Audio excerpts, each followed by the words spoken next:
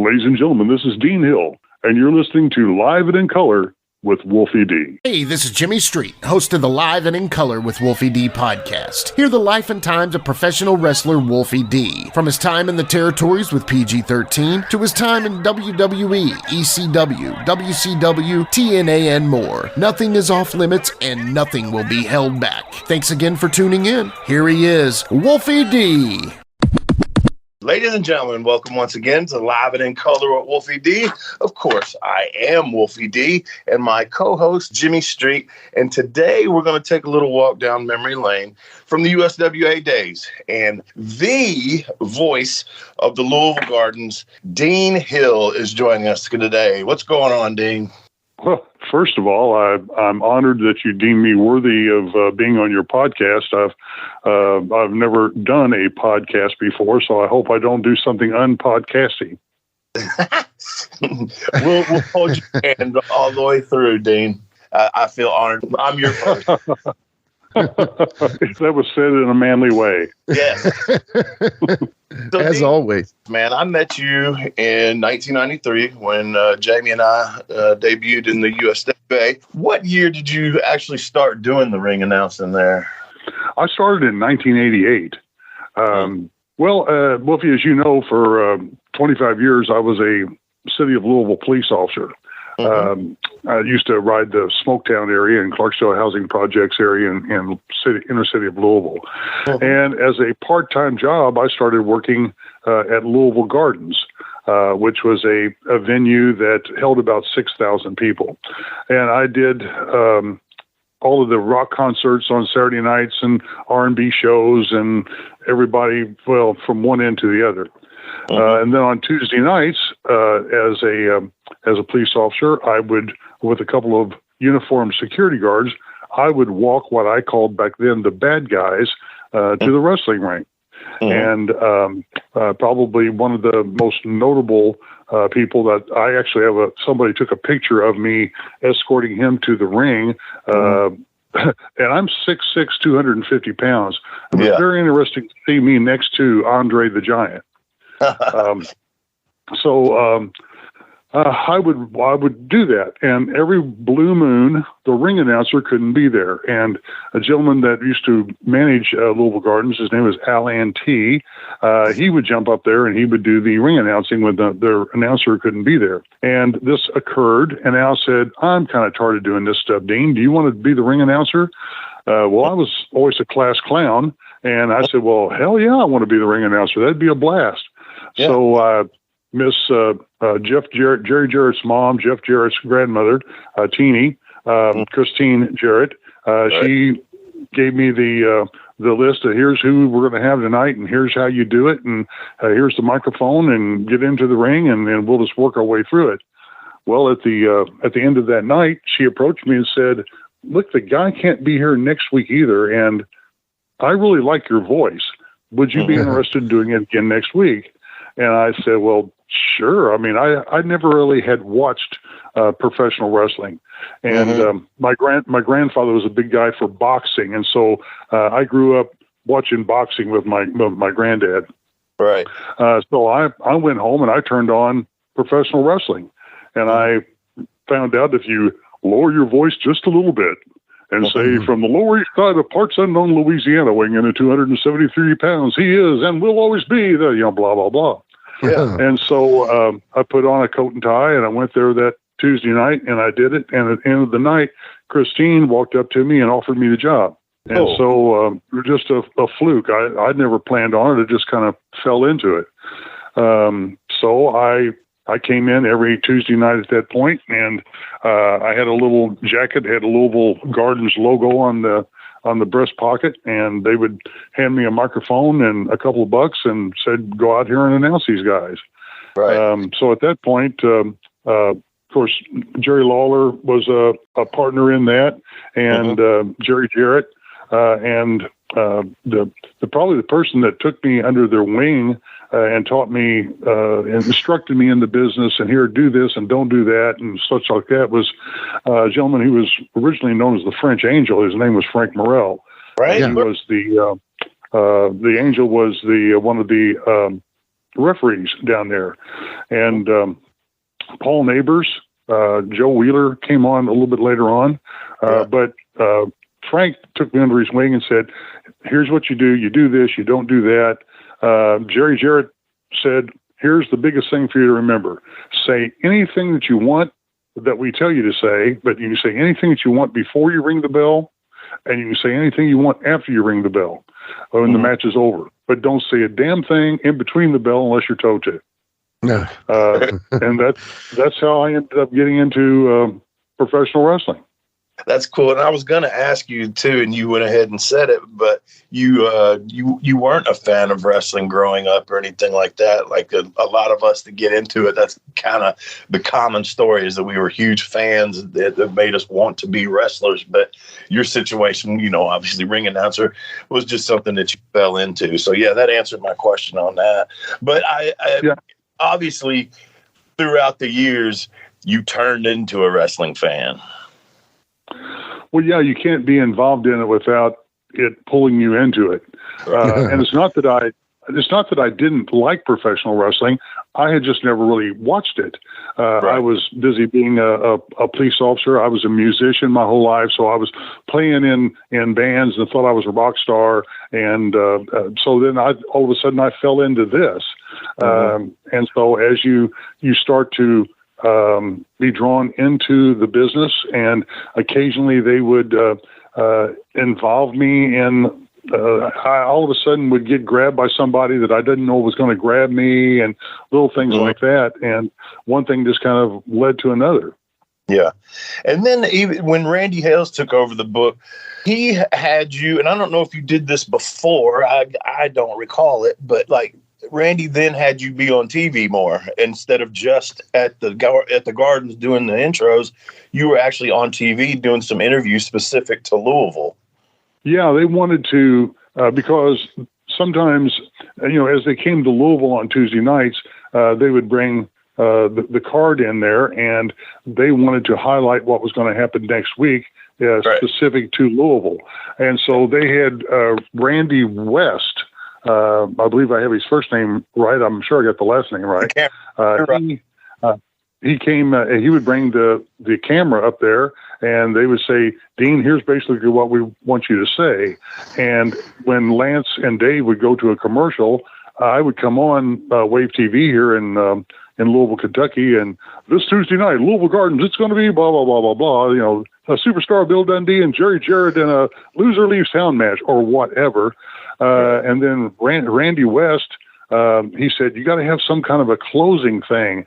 I know, tell them I'll see you at ringside. So that became my little tag phrase at the blah, blah, blah, blah. When I'm done with it, I'd say, I'm Dean Hills, see you at ringside. And so that became my little thing. Yeah. That's awesome. I told you, as we talked yesterday, just a little bit, but you did have the look, man. Yeah, you were taller than everybody else, but I think you were kind of like Louisville's Michael Buffer almost. You had the Raleigh fingers mustache, and you had a good look for it, and obviously the voice for it too. So it worked out really well, I thought, for you. Yeah, I wore glasses. Back then, they were kind of the teardrop style glasses.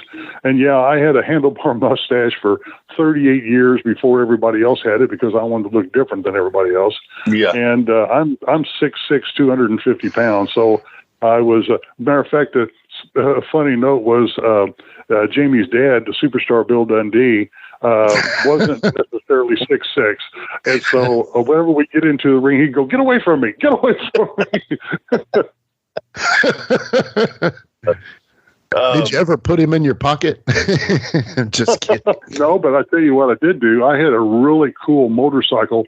It was just a Honda 750, but I had it tricked out, and I had this really wild paint job on the gas tank. And Bill thought that bike was really cool. So he asked if he could take pictures sitting on my motorcycle, and he did. And I think he sold a lot of pictures of sitting on my motorcycle, and I never got a thank you for it. Wolfie understands I hope you're listening, Bill Dundee. I hope you're listening. Cut me a check. And then also something else that you and I touched on, and I'd like for you to go into that story. because I thought that, I mean, you and Lance would have been a great duo, or a three deal with you, Lance, and Dave, and God rest his soul. Corey was all right. Corey didn't know the names of moves and stuff like that, and which kind of makes it funny. The imitations of Corey Macklin are some of the classics. But tell me, when Jerry Jarrett sold his end of it and Larry Burton comes in, tell them that story that you were telling me. Well, he approached me and he said that we're going to move somebody else into the position next to Lance. And I really, I like your voice, and I think that you've got a good look. And that would add a little bit of, at the time, I was a little younger than Lance, and so that would add a little youth into it. And I think you all would be a great team. I said, well, I'm honored to do that. And well, can you be in Memphis, or I can't remember if it was Memphis or Nashville. I think it was Memphis that they filmed it. Yeah, I may be wrong.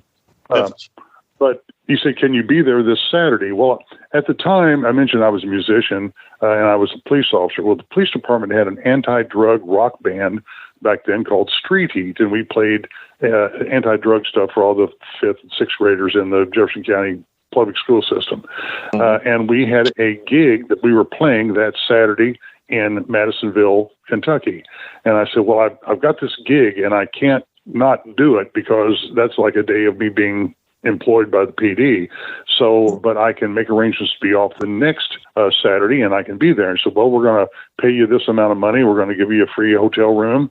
So you just come down and plan on doing it, and you can spend the night and go back to Louisville the next day. And I was excited to do that. And so I went and did the gig in Madisonville, and came back, got ready Tuesday night, got my clothes on, and went down. But back then, I'd went out and bought some tuxedos, so I had my tux on and all this stuff, and went down to Louisville Gardens, and all the wrestlers were standing out front, and the doors were locked. And as it turned out, this guy that was supposed to be, I guess, the savior of USWA, or he's going to take it over, was perhaps not a legit person. They apparently came down and locked the doors, and the wrestlers were standing out front, meeting all the fans as they came up, saying that apparently we're not going to be down here anymore, and I'm not sure what's going to happen, and I'm hoping we'll be back, but we really don't know.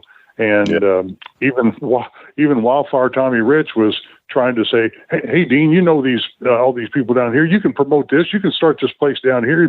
Keep us going. Well, I had no clue how to do any of that stuff.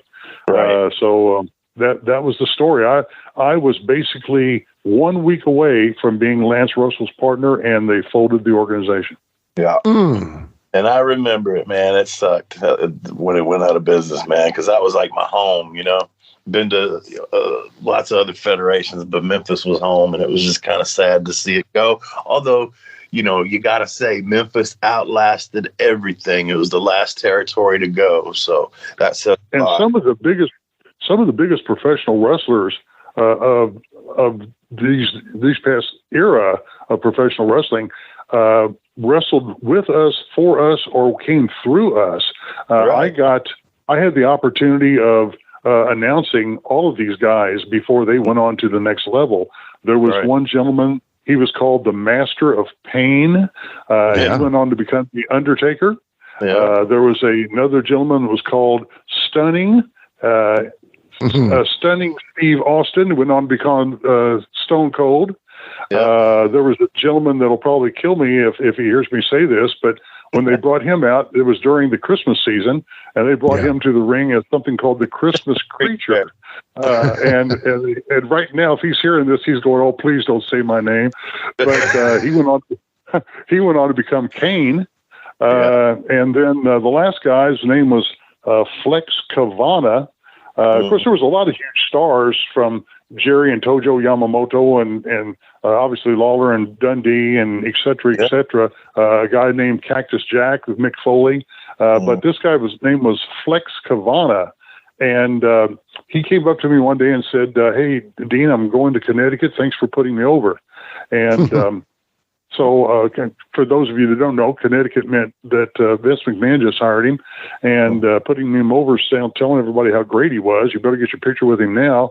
Well, they took him to Connecticut, and they changed his name from Flex Kavana to Prince Rocky Mahavia, and obviously became The Rock. Yep. Right. Yeah. We started on the same pay-per-view. He started November 96 Survivor Series. That's when me and Jamie started doing the Nation thing on the same pay-per-view. Hey folks, to get your official Live It in Color with Wolfie D merchandise, go to prowrestlingtees.com/live Wolfie D. Check it out.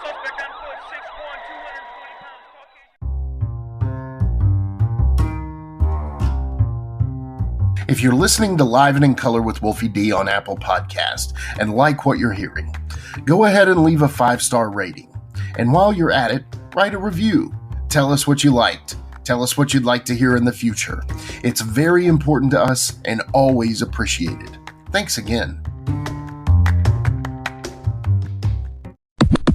I'm a mid-Atlantic kid. You know, I grew up on Truckin' Tom Miller and Gary Michael Capetta, these kinds of guys. But once I started realizing that everything that I had seen from the Louisville Gardens that meant anything, you were announcing, I was like, yes, I need to dig deeper into this guy. And then, of course, Wolfie says, hey, Dean Hill, we're going to talk to him. And so it got me even more excited about talking to you. So when I did that, you know, I found out some things about you, and, you know, it's going to veer us off a little bit of the wrestling, and I believe Wolfie can bring it right back. But tell me some of the cool stories from the Louisville Gardens back in the day, especially in your early days when you were there. Well, I know I know where the car is that Wolfie and Jamie stole the hubcaps off of for their chain around their neck.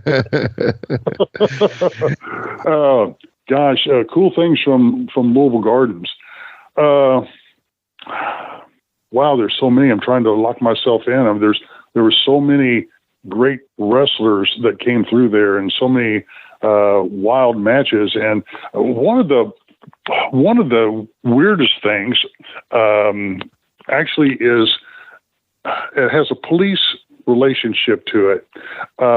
Louisville Gardens was adored by a lot of wrestling fans around Louisville. The Gardens, I'm referring to obviously wrestling night there, but it was extremely loved by what we call the West End or the Portland area of Louisville, and those people lived for coming to Louisville Gardens on Tuesday nights, and they were doing some statistics about crime and different things for the police department all over the city, but they saw something very strange.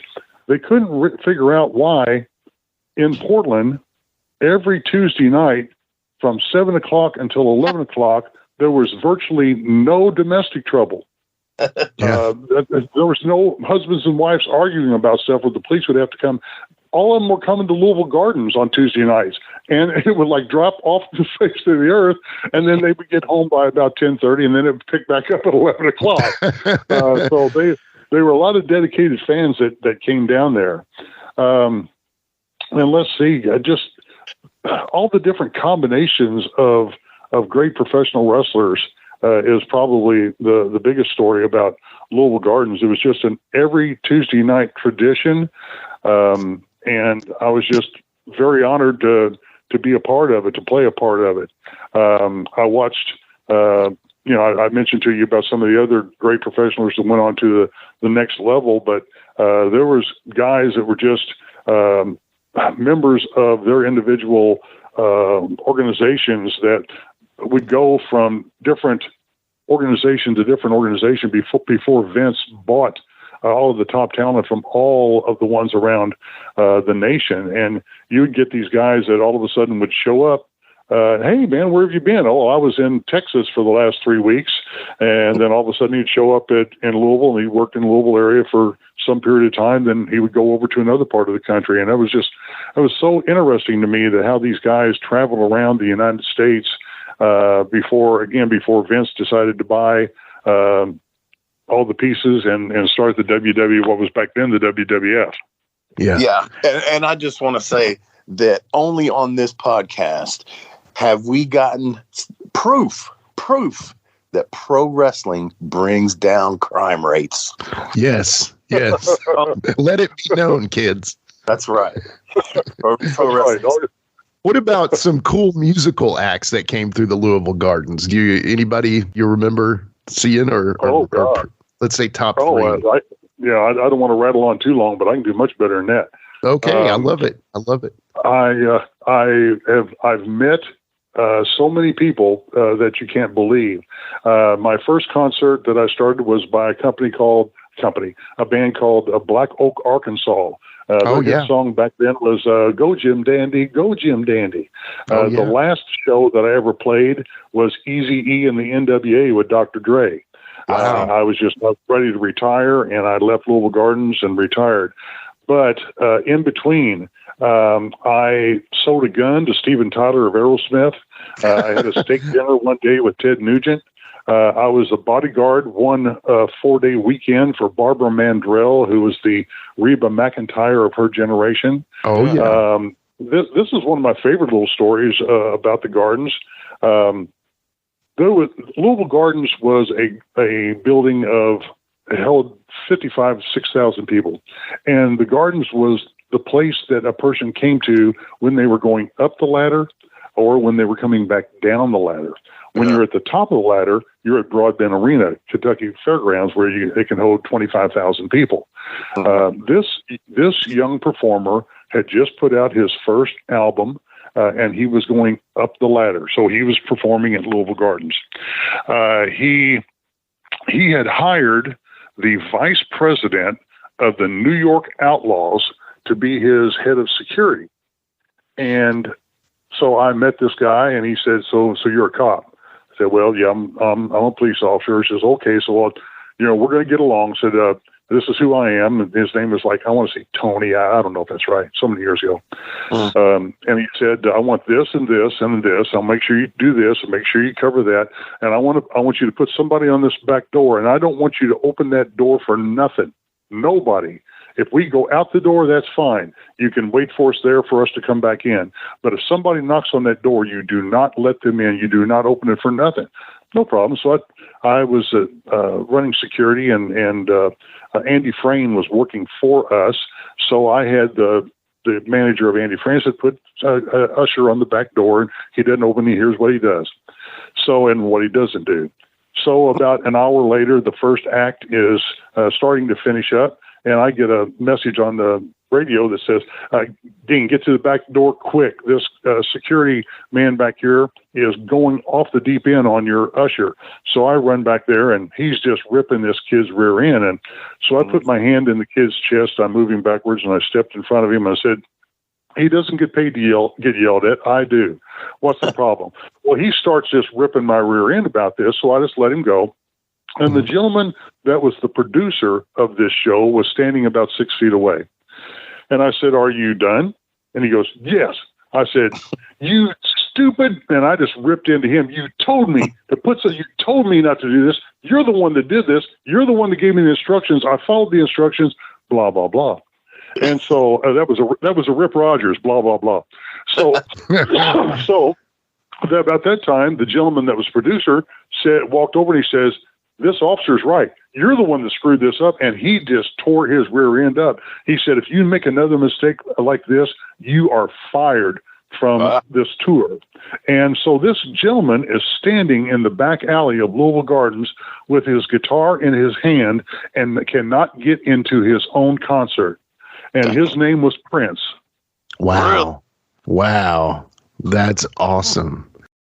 And I imagine you're 6'6", right? 250, right, and maybe 230 at the time, but whatever. Right. Prince is not 6'6". He may be near the 5 of Bill Dundee, right?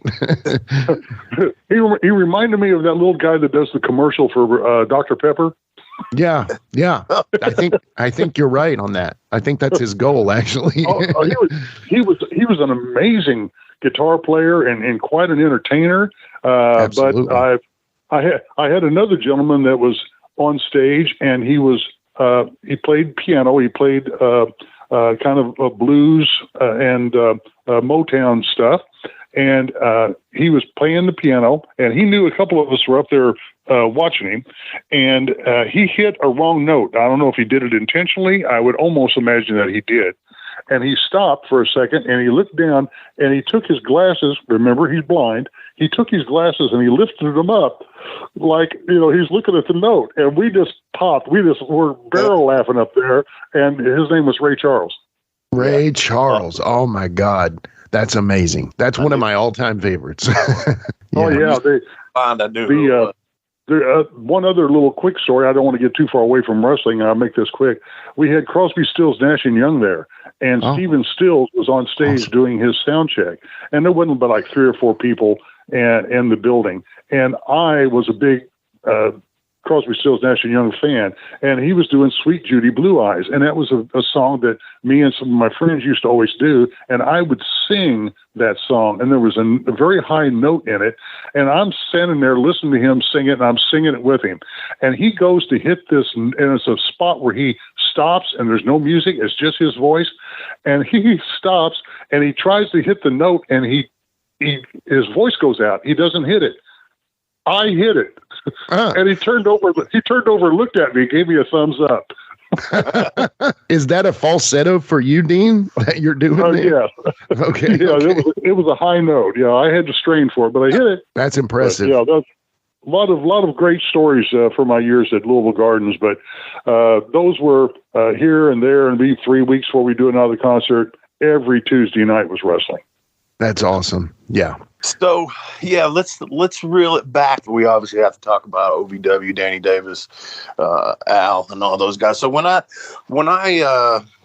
called Jimmy and wanted to change from being Wolfie D to being Slash, OVW was the place that I originally started doing that.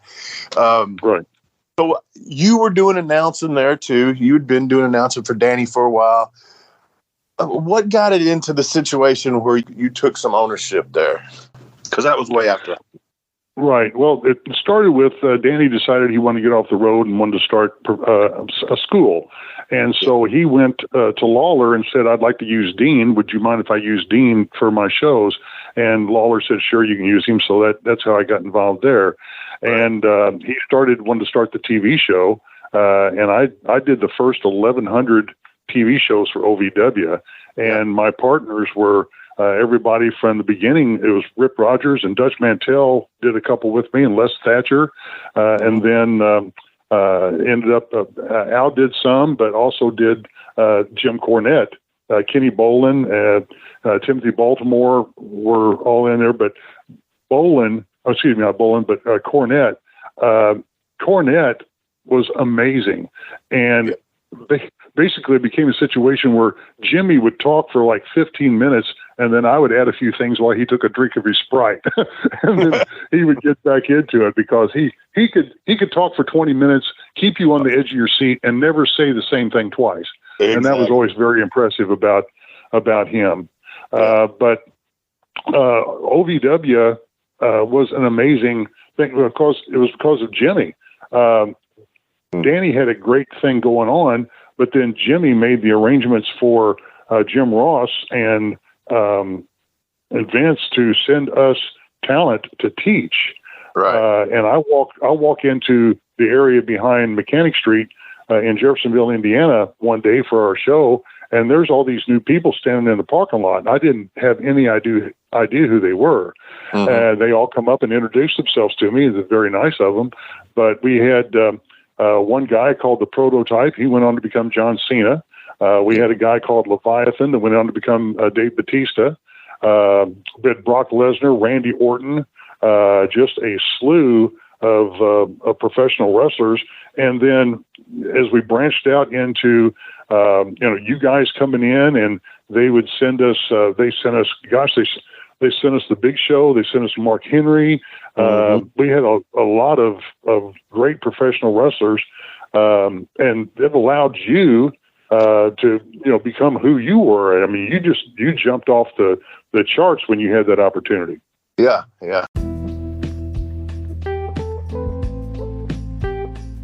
Let's take a quick time out and get a word from one of my dope-ass sponsors, and we'll be right back with more Live and in Color with Wolfie D.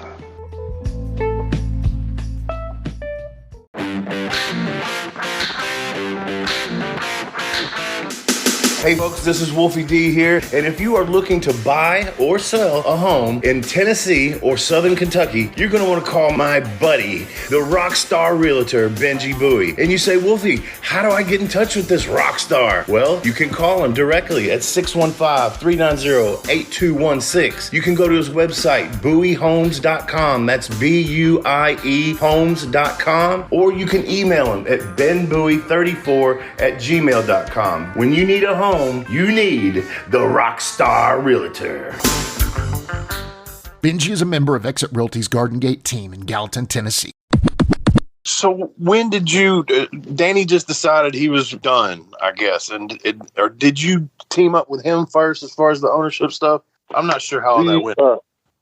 How that went? Danny wanted to not be in the limelight as much. He wanted to concentrate more on the training. And so he asked me if I was interested in becoming the majority owner of OVW. So I took that position to be able to do more on the television show. I was at the point where I had been doing the play-by-play and the ring announcing for so many years, and there was a young gentleman that came up to us from Charleston, West Virginia, that was a news anchor there. He wanted to get into professional wrestling. He transferred to Louisville, Kentucky. His name was Gilbert Corsi. He's one of the biggest reporters here in Louisville right now. And so it was a matter of transitioning out. And then Danny was getting to the point where he thought he was ready to retire. He had been doing it for so many years and had sent so many superstars to the next level, including yourself. That you were on the way, but as you mentioned in something I saw you talk about was a gentleman that took you to the next level. So that was the Nightmare Danny Davis. And he was just ready to retire, but he didn't want to just walk away from what he had created. He had 2 or 3 different people that had shown interest in maybe buying OVW and everything that he had there, but he turned them down because he thought that they were going to change everything so much. And then our good friend and WWE superstar Al Snow approached him, and Danny was said, that's what I'm looking for. It isn't, it was the money, but it isn't so much the money. It's somebody that I trust to take this and keep it going in the direction that I was hoping it would go. And that was Al. And then I was going to retire at that point too. And because I'd been in it for like 28 years, and that's a longer career than a lot of guys that are at the top level have ever had. Of course, I wasn't getting beat up. I wasn't getting beat up like you were getting beat up. I was just standing there talking and such. But so Al approached me and said, I need somebody. I'd like for you to be the commissioner of OVW. And you can turn the play-by-play and all that stuff over to Gilbert and whoever, and I'd just like for you to be the commissioner. And that was perfect for me. It allowed me to stay in it just a little bit longer, and I didn't have to be on perfect, on the edge of the sword perfectly for the entire 60 minutes. I would just go in and do a little something and come out. That's how that transfer went. And Danny moved to Florida, and I still see, and we text each other from time to time, and every once in a while he'll ride his motorcycle up here, or I'll ride my motorcycle, and we'll go out together. Danny and I and another friend of mine flew to Los Angeles, and after we had retired from OVW, we flew there and had motorcycles there, and we rode the Pacific Coast Highway together. Really? That's cool. That is cool. That is very cool. That's a dream of mine. So. Yeah. I got to ask this because, our personal favorite wrestler on this show, he has gone through a couple changes throughout his career. We talk about him all the time. I know he's Wolfie's number one favorite, but he's also my favorite, is Wolfie D. And what was it like when you remember the Wolfie D of PG-13 and then to see him in this new look with Slash? What were your thoughts at that time whenever you saw that convergence happen? Well, when I first saw them, it was like it was the first time that someone was bringing the kind of the rap, punkish. I'm not sure of the words to use for it, but with the big hubcaps and the chains and all that kind of stuff, it was one of the first times that they had ever seen anything like that. And it really just created its own course through USWA. But it was obvious that, especially Wolfie, because he was the larger of the two, Jamie was the speed and the moves and all this stuff. And Wolfie had all that as well. But it was time at that point to take Wolfie and bring him to another level. And the Slash, the look, the crazed character, for lack of a better term, the kind of guy that, if you saw PG-13 in the alley, you would think that, well, hey, we're just going to do some rapping, and talk about some stuff, and give each other a high five and go a different direction. If you saw Slash in an alley, you wanted to know where your gun was. That's the look. And by that time, he had already gone to another level. When he went into the WWE, I was still back here and concentrating on, getting out the Cenas, or I didn't get them out. I was just announcing them, the Danny and the Hustler Rip Rogers, which gets a big shout out in OVW because of everything that he did in the organization. Of course, Cornette, it goes without saying, but Wolfie took himself to another level and had a great career, and deservedly so. Thank you, Dean. I appreciate that. And it brought up the idea when you said this crazed character. I don't know if you remember, a lot of people bring it up to me about the time that you and Cornette were up in the announce booth that was pretty high, and I did the deal where I had that knife and I came running and I jumped and I was trying to stab Cornette with it. You remember that? Yeah. I don't remember the motivation, but I do remember what you attempted to do. And Jimmy's eyes got quite large at that moment. Yeah, there's a lot of people that bring that up to me. Man, you were going crazy. Yeah, and that was what your character was, and it was you were the perfect person for that. Yeah. Thank you. So, yeah, with all this being said about, Wolfie and things like that, whenever that influx of talent that came into OVW, did you feel like, because, we've talked about this in the past and Wolfie's kind of figured it out in his life. A lot of the guys that were these real road warrior, and I don't mean the tag team road warriors, but, in a sense, these road warrior, these carpenters that had built the legacy of the business on their back, they get this influx of guys like Cena, guys like Batista. What were the thoughts at the time? Because we don't get to talk OVW as much as I would like. What were the thoughts at the time when those guys were kind of essentially pushed out because Jim could not really do much more with them because of so many other less talented workers coming in? Do you remember that time and kind of what the feeling was at that time? Well, are you talking about the less talented workers not WCW, like those guys? So where they wanted to be? Or are you talking about Cena and Batista and them being pushed onto the WWE? Which way are you going? I guess what I mean is the guys that were actually really good, talented workers kind of getting cast aside for the looks guys, the guys that, okay, you know what I'm saying? Like, right. I do. That was, the real behind the scenes part of that is something that was behind closed doors between the management Gotcha. and not so much me. But I did see guys that probably their dream was to be in professional wrestling.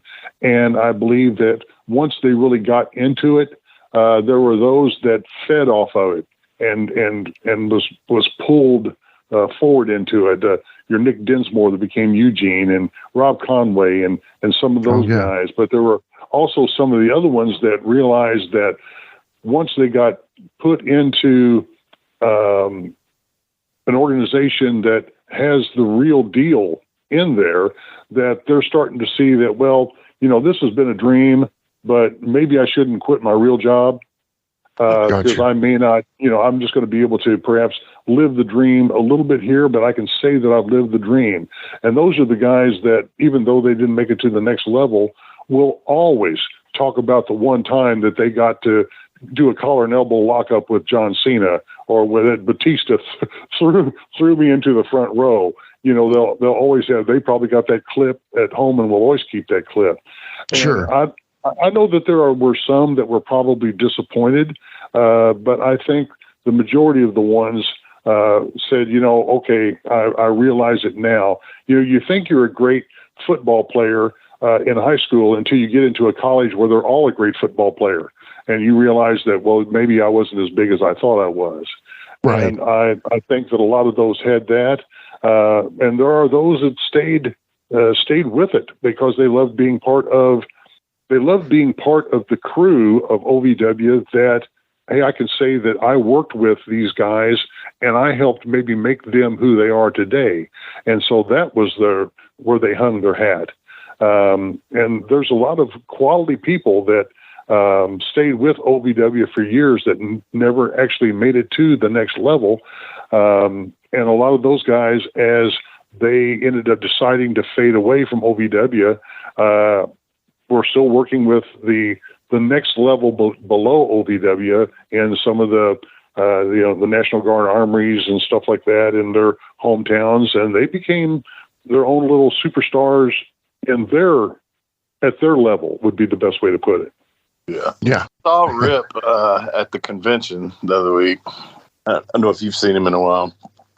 I haven't seen him in a while, but I do keep track of what he puts on social media, and I saw the pictures of you all, and it was very cool. Yeah, cool, man. Dean, we definitely appreciate you coming on. Thank you so much. We'll definitely have to have you back on, maybe do some kind of watch along with you or something fun like that, just to kind of reminisce a little more with you. I always like to ask the current guest, what do you got going on right now? What is your deal right now? You mean in my real life? Yeah, what are you doing? I saw you might be like a radio host of your own, kind of a traveling radio host. I retired in 2020 from OVW, and 32 years in the business was long enough. I enjoyed it, but I appreciated it, and so I'm retired now. And but I keep busy. I can't sit around the house. There's only so much Dr. Phil you can watch. So I took a little part-time job with a car rental company. So I spend some of my time of the days driving cars around and picking people up at their houses and bringing them back, and just something to give me something to do. I married a cowgirl, so I've got a small farm with 4 horses on it. There's always something to do here around the farm, but my daughter is a nurse, and she works in senior living facilities. And I quit playing music and I got away from my OVW years. I said, honey, do you all hire entertainers? Well, yeah, Dad, they do all the time. So I put together a make-believe radio station. It's called WYOU Radio, taking you back in time. And I go and take a computer and a little speaker and a little table, and I set it up in the senior homes, and I researched the songs that they like, because most of the people in the senior homes are in their mid-80s, so that's 1950s. So I put together 5 different shows. I thought the only thing better than me going in there and singing Elvis Presley was to have Elvis Presley sing Elvis Presley, have Frank Sinatra sing Frank Sinatra. And I got to tell you that story real quick too. So I go there and I entertain. I got the commercials from back then, and etc. But I wanted to tell you this. You talked about people at Louisville Gardens that I met. I had a gentleman that was getting ready to sing in the round at Louisville Gardens, but he had a sore throat. And he wanted to see the local doctor, see if he would give him a little shot of whatever to make his throat feel better. And so I took the doctor back there into the room, and it was Frank Sinatra. Frank had a guy standing with him that was wearing a red satin, like a high school not jersey, but a high school coat that you'd button up the front of it and everything. And he had, had his name monogrammed on it, and it said Chill, Chill. And we were about the same size. And his nose was slightly bent to the right. And I looked at him, and I noticed under his left arm was a large bulge. And so he said, I'm Frank's security. I said, well, I run security here. So I figured he was a made man from the mafia. Yeah. They were taking care of Frank. So that was my Frank Sinatra story. That's awesome. Thank you for sharing that. Oh my God. That's like saving the best for last, Dean. Come on, brother. No, that was kind of wild. Yeah, I'd say so. Well, thank you again for coming on. All right, I'm hearing those sounds right now from WYOU. Ladies and gentlemen, one more time for Mr. Dean Hill. And that's taking us into current affairs. DJ, hit the music. It's a current affair. It's a current affair. Love it in color. It's a current affair.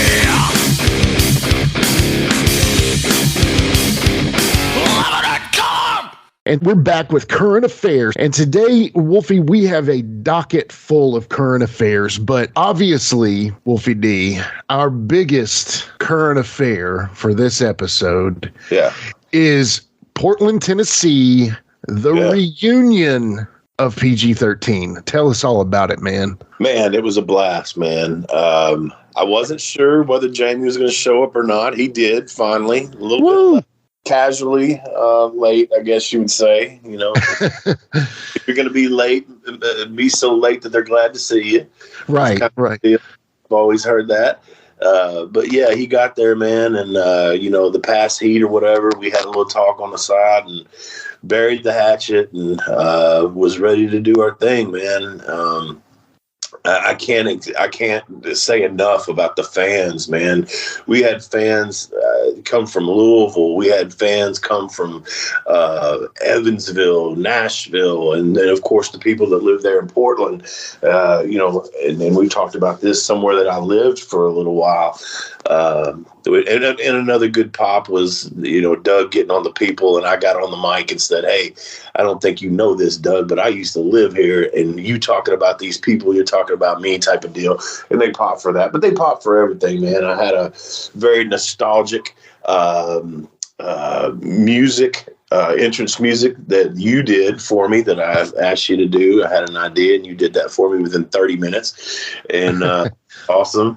And the people got with it. Like every song that played, it was like it took them down memory lane. Before we ever walked out, I could hear them cheering, dancing, doing the hip hop parade wave, everything. So I looked at Jamie, I said, this is going to be easy, man, And we get out there, and, man, the people popped like crazy. We did really good in merchandise sales. They were very happy to see us, man. It was awesome, man, and it just makes me thankful, and I appreciate the fans so much, man, because it's at a point, where you're still trying to make it and stuff like that. Yeah, you kind of don't know, what did you mean to these people? And especially when we were drawing and stuff, and obviously we knew we were over back then. But at this point in our lives, when we can get back together and that be such a big event, and I've seen posts all over Facebook of people just like, man, this was my childhood, man, this was great. And we didn't, obviously I'm not in the shape, Jamie's not in the shape, and Doug and Chris was in great shape.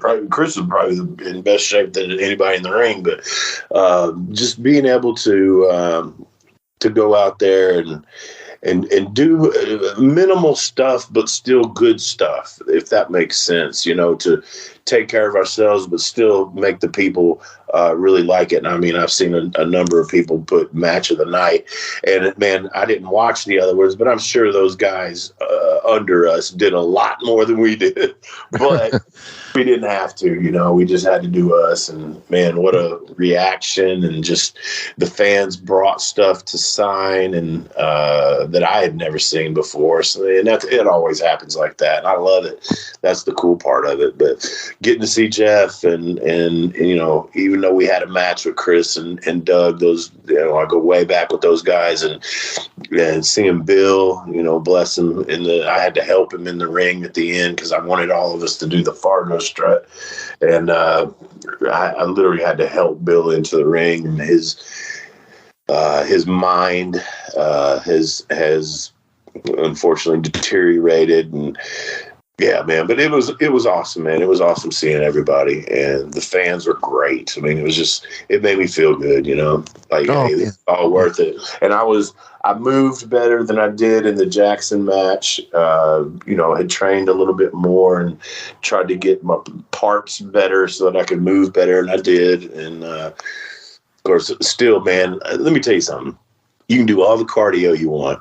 I mean, and I did lots of different stuff that I usually don't do. I didn't even do a lot of weightlifting before this. I did a cardio, like HIIT training, high intensity interval training. I did that.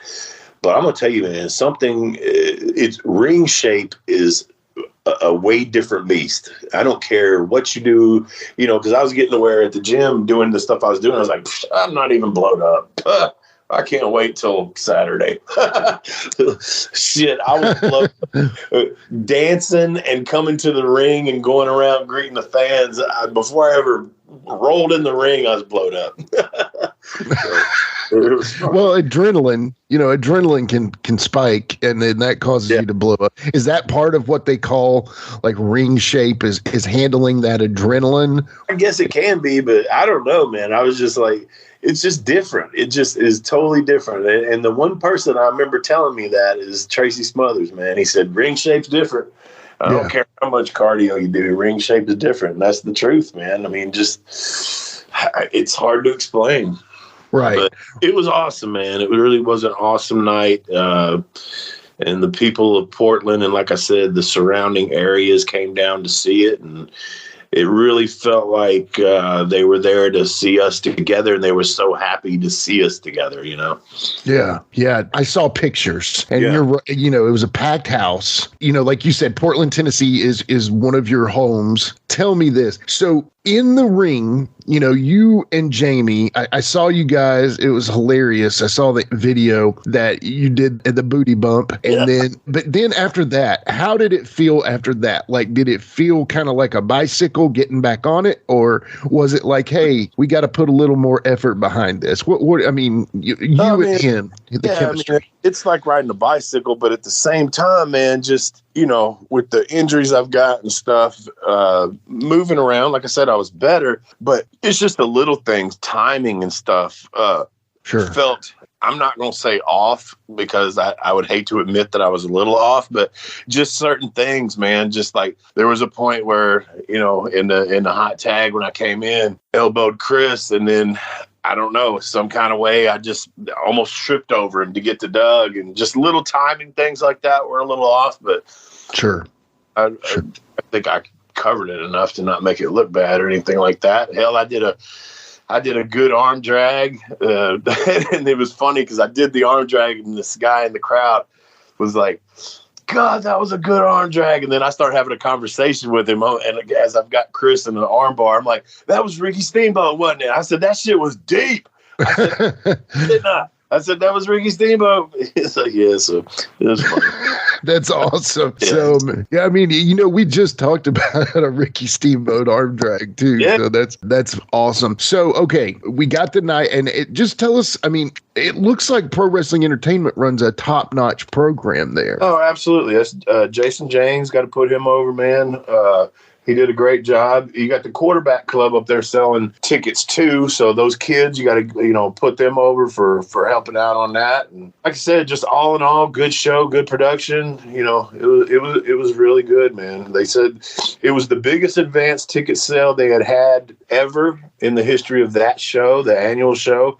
I'm going to guess I want to say there was somewhere between 600-700 people. And for a town like that, that's really, really good. Yeah, yeah. Well, you know, that's awesome. I know you saw another Portland, Tennessee native there and sponsor of our show, Benji Bowie. How was he, man? Benji was having a great time, man. Yeah. I set him up a table right next to me so he could hand out his cards. And again, anybody in Tennessee, Southern Kentucky that's looking to buy or sell a home, please go see the rock star realtor, Benji Bowie. Got to see his wife, hadn't seen in years, his daughter, who used to hang out with my daughter and play softball, saw her. Yeah, it was really cool, man. And Benji texted me and, you know, they had a great time. So, yeah, that was awesome, too. Well, that's awesome, brother. Well, hey, you know, the biggest point is we're talking to you right now. So everything went through successfully. No injuries happened that would have delayed this or any kind of thing, you know. When I got out of bed this morning,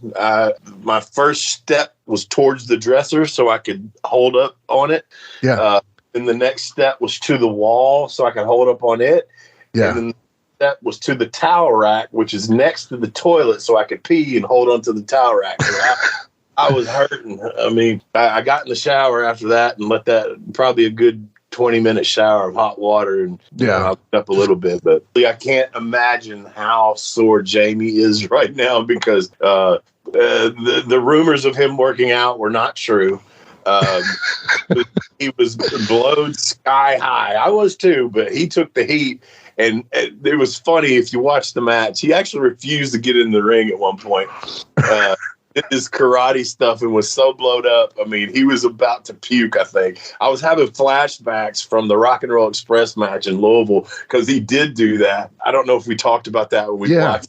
But yeah, he went under the ring and threw up. He was so blown up. And I was sitting there going, he's going to fucking throw up again. But I got in there with Chris for a minute. And I was like, we got to let him rest. We got to let him rest because he had to take the heat. Yeah.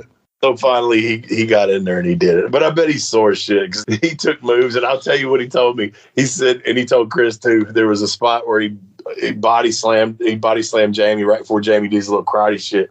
He said, I think I might have pooped on myself a little bit right there and knocked the air out of him. And I swear to God, I think I pooped on myself a little bit. Oh man, he was blowed up, pooped on, and yeah, I've been for today. Well, maybe. God bless him. Showed up with 2 right shoes on. Bless his heart. Yeah.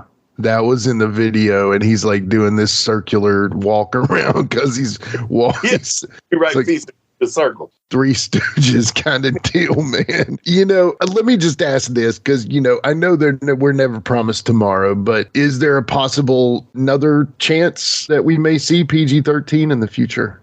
Well, man, I hope so, especially on these conventions. I tried to talk to him about that last night, and we'll see how it goes. But, I mean, like I said, I felt way better last night in the ring than I did in Jackson. Yeah, I'm sore this morning, but I really feel like I could probably take some more bookings and do kind of what I did last night. I mean, I was there. If you watch the video, I was there. You know, I don't know. I felt way better. I moved better. I'm not my 40-year-old self, even my 35-year-old self, definitely not my 20-something-year-old self, but I can still get the job done. Man, well, for all of us PG-13 fans, I think that makes our heart swell. So for the people that was there, here's another little inside Easter egg, if you want to call it. Chris Michaels came back from the ring and he's bleeding. And I thought, oh shit, because for anybody that didn't see it, I hubcapped him. He hit me with a chain. Still no referee because of Jeff Jarrett comes in and then hits Chris with the guitar. Yeah. And busts him open. He busted him open. No blades, no nothing like that. He busted him open with the guitar. But when Chris came back, I saw him and I thought, oh shit, did I do that with the hubcap? Because I did hit him. I always do. Not him. I said, did I do that? And he said, no. He said it was a fucking guitar. I said, well, which one was worse? He said, That hubcap was kind of snug. A guitar ripping your head open is not as bad as Wolfie D hitting you with a hubcap. So just yeah. Chris is great. I've always liked Chris. Yeah, I punched Doug in the mouth. Me and my potatoes, and I ain't been out there in a while, but I always try to make my shit look good. And I've told you this before. Road Dogg and Tracy Smothers too. Both of them used to say, "Wolfie, your punches are like getting hit with a rubber mallet." I started throwing that shit on Doug, and all of a sudden, I felt on my knuckles his lips and his teeth, and then him going, "God damn, Wolfie."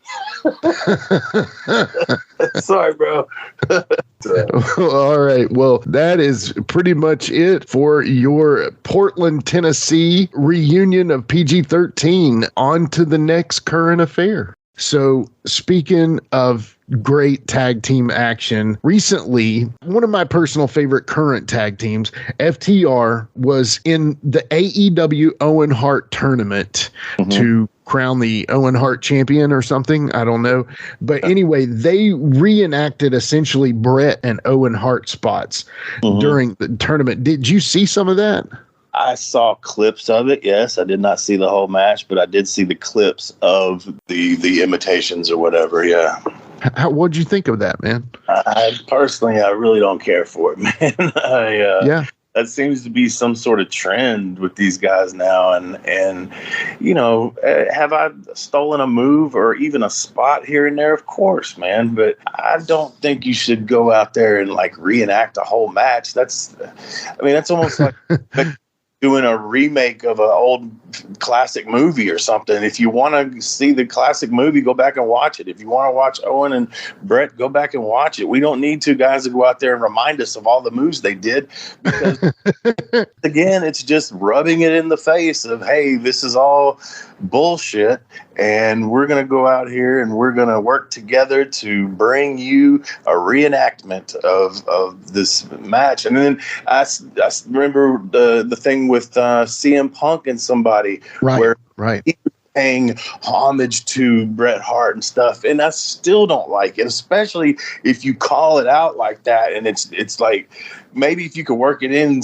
and just don't say nothing about it or something, and then don't do the whole fucking match, don't do a bunch of it all. And it's stupid to me, and it is plagiarism to me. It's like, come on, man. I mean, I'm not saying these guys ain't talented and they're not capable of doing it, but don't be lazy and do that, because in my opinion, it's not.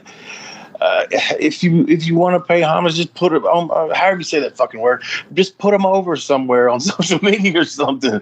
Don't go out there and make your match their match. That's just golly, I just don't understand it, man. I don't understand the psyche of the newer generation of wrestler. It's just so markish, man. I don't get it. Brother, I've never seen that perspective, but I do now. You've kind of ripped open the third eye there. So basically what you're saying essentially is it is changing it from, like Harley Race and Gypsy Joe Pro Wrestling to basically Dancing with the Stars. Yeah. Yeah, I mean, we've talked about this, just the whole business in general and the style and all that's way away from Gypsy Joe and Harley Race, but and like I said, they're athletes, they do great shit. I just wish they would peel it back just a little bit to get people emotionally invested in the character and the person and tell that story in the ring, because when you're going 1,000 miles an hour, if you're not emotionally invested, just like putting on a movie, okay? If I get emotionally invested within the first 15 minutes, and now in a wrestling match, it would obviously be less minutes than that because the match is not going to go 2 hours, hopefully. But, if the movie's not got me into the characters and wanting to know what's going to happen by the end. I mean, I've seen some movies where they're not the greatest, but they got me wanting to know what was going to happen at the end. And I watched it until the end just to find out what was going to happen. And, with these guys, I feel like they're going so fast that just like a movie, I'll get up off the fucking couch if I'm not emotionally invested and go get something to eat and skip some of it, not even pause it. Now, if I'm invested, I'm going to pause it when I go do that, but Right. And miss some of it and blah, blah, blah, may even fucking cut it off and try to find something else. I just don't see, I do see how it's not conducive to what you're trying to do. And, one of my good friends, and he's a WWE Hall of Famer, we were talking, Danhausen walked into the convention at one point to his table for his signing. He had a big line. And when he walked in, man, the people started popping and clapping for him before he even got the thing. Hey, I love you, Danhausen. I mean, and so I was talking to this friend of mine, and I said, the kid's over, man. I don't necessarily, I do like the character. I hope they do it right. We've talked about that. I said, the kid's over. He's a little bitty fucker too. Like, that's the first time I've seen him in person. I mean, he really does without the makeup, and I ain't seen him without the makeup, but if without the makeup, you couldn't tell him from the kids standing in line waiting for his autograph. Yeah. And again, not really a knock, just an observation, but they, like I said, they popped for him. And I told the guy, I said, he's over, man. I said, you hear the people pop for him when he came in and blah, blah, blah. And he said, he's not over. He's popular. Right. There's a difference. And I never really thought of it that way. But this person, like I said, Hall of Famer, a good friend of mine, and obviously has a better perspective than I do, even at the level that he was at. And that really made sense to me, man. He's not over. He's popular. Over draws money. Popular gets applause. Right. And you didn't know. I think he would be a great manager. If there were like Jimmy Hart ability managers where they were like focusing on having a faction or managers or family or dude, I think Danhausen personally, I was talking with my friend the other day about this. I could see Danhausen doing stuff like Ernest or Pee Wee Herman or something like that, like movies almost. But yeah, as a wrestler, King Kong Bundy would wipe his butt with him. You know what I mean? To me, he's just not a wrestler. I have watched one of his matches. I actually have watched one of his matches. I haven't watched a lot of them, but as a wrestler, he does have ability, and maybe with the smaller wrestlers these days. But honestly, dude, I'm with you, man. He's incredibly popular. That makes sense. I think his future, though, is some type of manager role or possibly outside of wrestling altogether as some kind of character. But anyway, they don't pay for my opinion.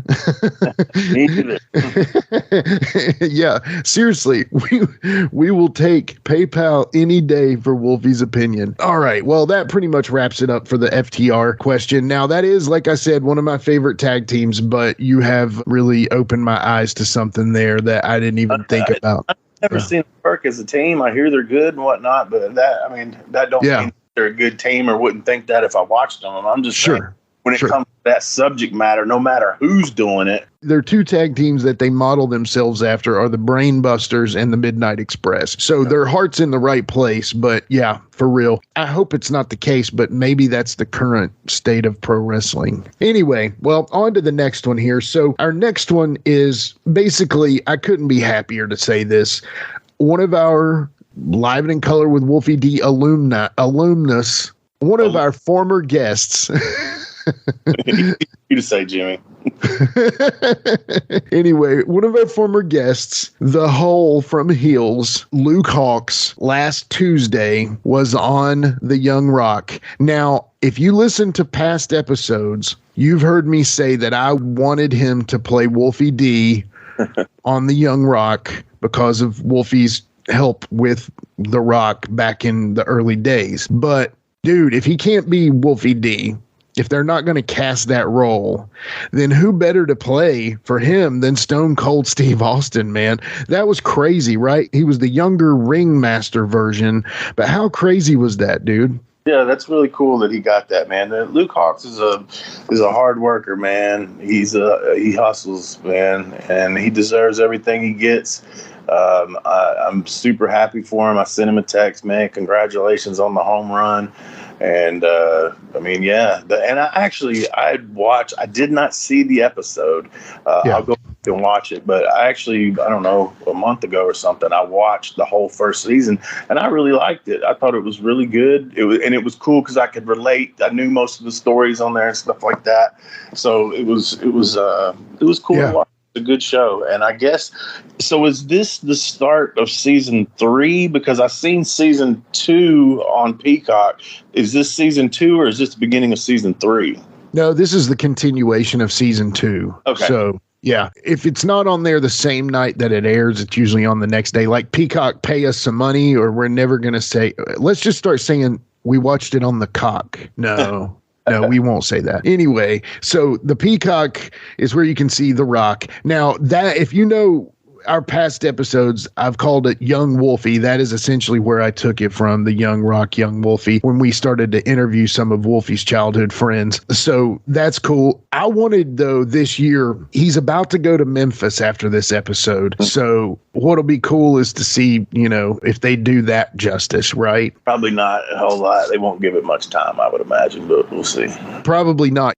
On to the next one. So our last current affair for the day. I mean, this isn't wrestling, but it kind of is. Everybody saw, you know, the last Wednesday morning on the news, there was a attack on another stage performer, one of the funniest comedians of all time, in my personal opinion, Dave Chappelle. And he was essentially basically spear him, but it didn't work that well. Yeah, tried to spear him. What'd you say about this, man? What do you think? I say, well, I mean, it sucks that kind of stuff happens, man, but it's happened for a long time. And it was funny because the morning after, I'm watching the news, and of course their narrative is Will Smith has opened a door to entertainers being attacked and blah, blah, blah.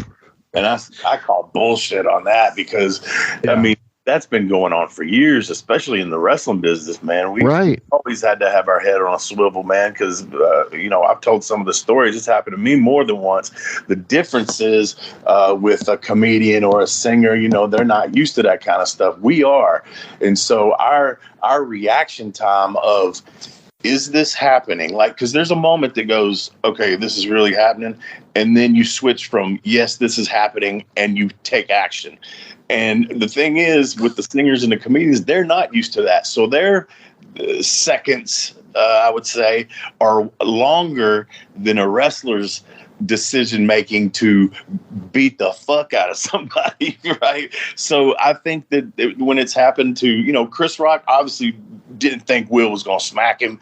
If that was a work, it was, you know, because I at first said that was a work. Now I'm starting to think it wasn't. And the reason being is because, and I thought this when it happened, like, okay, if this is a work, what are they going for? And then all the backlash that Will got, and, you know, that was a stupid fucking work if he did it, because it really cost him, you know?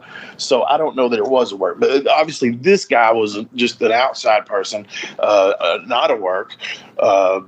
And not that I'm, you know, can tell, but like I said, I just think their reaction time, but it's been going on forever. We talked about that. If you'll recall, what was that in the 80s, I guess, or early 90s, when the guy come up on stage and shot Dimebag Darrell. Yeah. So this is not something new that was caused by Will Smith.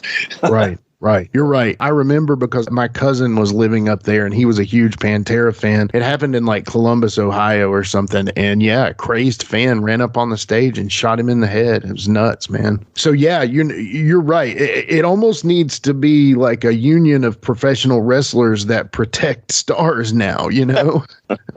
Maybe that's our next business idea. All right, write that one down, Wolfie. Well, yeah, man. And, you know, the thing is Dave is not as small as Chris Rock. You know what I'm saying? Dave is. Oh, Dave's actually, I mean, he used to be real skinny and stuff. And then as of late, it looks like he probably got on some gas or something. Probably. He looked all those last few stand-ups he's done. He looks all jacked and stuff.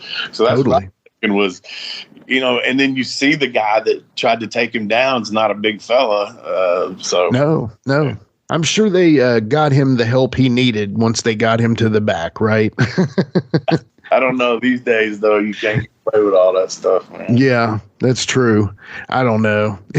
But we talked about, too, you know, the Seth Rollins thing where the guy speared him, and the difference in now and then is, you know, Seth really couldn't take liberties on him, you know. Right. Because of being sued and things like that. But fuck, you know, the guy on Chappelle, from what I understand, the early things were that he had a replica gun and a replica knife. Yeah. get that in there was the question, first of all. But then second of all, why is he carrying fake shit? And what was, I don't know. You know, listen, but there's been stupid, crazy people in this world from the beginning of time, man. Right. That ain't nothing new neither.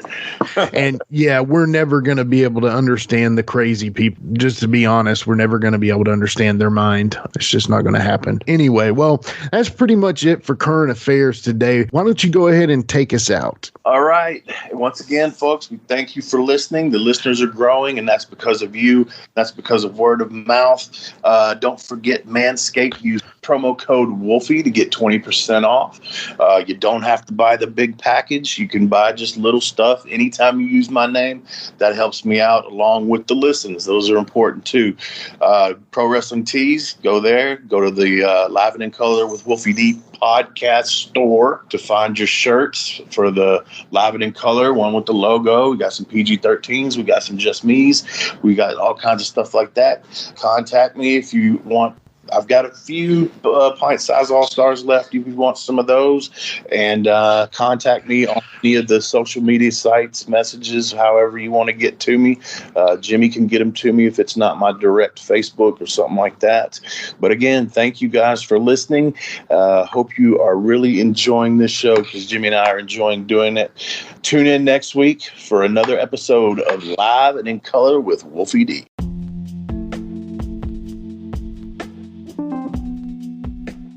And now a word from our sponsor.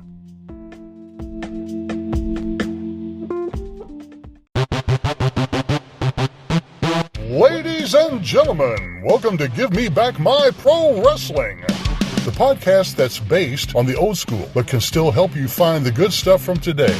Jimmy Street and the Plastic Chic, Jared, are the undisputed tag team champions of the wrestling podcast world. From thought-provoking topics to superstar interviews to action figure expertise. This team does it all.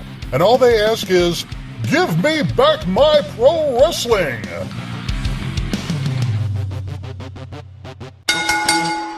Every other Thursday, wherever you listen to podcasts. That's right, it's the talk of Middle Tennessee, the channel you love to hate and the channel you hate to love. It's Brian Turner from Brian Turner's VHS Rehab. And if you're looking for matches from Wolfie D to Jerry Lawler to Dusty Rhodes and the team that put a pimp before your eyes and a goatee between your thighs, Booty Call and Athena, go to lostwrestling.com. See, I made it easy for you. Brian Turner's VHS Rehab. Booyah. Join me, Gene Jackson, for the Jackson Interaction Podcast, where I'll be doing one-on-one interviews with people from the world of professional wrestling, as well as stand-up comedy. You can get them anywhere podcasts are available in both video and audio form, but you can find them all at genejacksonpod.com.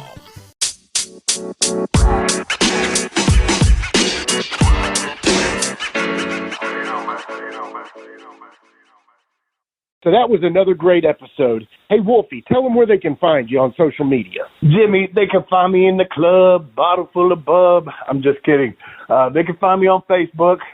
My personal page is Warren Wolf, WOLFE. I'm on Instagram at WarrenWolf13. You can always find us on Facebook, Twitter, Instagram, and YouTube at Live Wolfie D. Here's the thing. Wolfie always has offers for his autographed photos. He has a selection of some awesome photos from throughout his career that he will autograph and personalize any way that you want him to. Just contact him either directly at his personal Facebook page or through any one of our other pages, and we'll make sure you get in contact directly with Wolfie. Get those photos, right, Wolfie? Yeah, I've got some good stuff on there, to help with the podcast. Folks, if you can't get out to a show to meet Wolfie D, there's nothing like that, especially for the fans of PG-13 and Wolfie D. And before we go, you can always find me, your host, Jimmy Street, at James Rock Street on Twitter, Instagram, and YouTube. And hey, Jimmy, before we go real quick, I just want to add in there, from the bottom of my heart, I really appreciate, first of all, the work you've done for this podcast. You have worked your butt off. Secondly, the people that are liking the page. Beyond that, even more, is the people that are listening, and we really appreciate that. Yeah, and remember, guys, the podcast drops a new episode every Monday at noon, and our past episodes are streaming now on demand on all major podcast formats. Thanks again. I got a cat for you, don't. He got a cat for you, don't. I got a cat for you, don't. He got a cat for you, don't. You don't. He got a cat for you, don't. And here we go. The original white boy that came out sagging, not bragging, don't be hating, cause I'm spitting the truth. Still livin' in color. From Rush your mother, utilize a hubcap unlike any other. Back in the day, I was N-O-D, and I was P to the G, plus the 1 and the 3. In case you forgot, they call me Wolfie D. Been cloned and copied so many times, tired of suckers taking credit for what is mine. You know who you are, without me name dropping. Wrestling's first white boy coming out hip-hopping. Been doing it like this since 92. Laid low for a while, and you thought I was through. Listen real close to these rhymes that I've injected. This shit's so sick, it makes your ears get infected. Mad skills, no faking, there is no one great. Cause I'm bringing more folks than Obi-Wan or later. Not here to play games, so you better beware. You don't like me, so what? I really don't care. Like time I keep ticking and I can't be stopped. You sucker step to the side unless you wanna get dropped. With my finish, I'll straight knock you out. Please allow me to tell you what it's all about. I'm gonna wind it up, then I'm driving it home. It's Wolfie D, baby. I got a cap for your dome. I got a cap for your dome. We got a cap for your dome. We got a cap for your dome. This has been a James Rock Street production.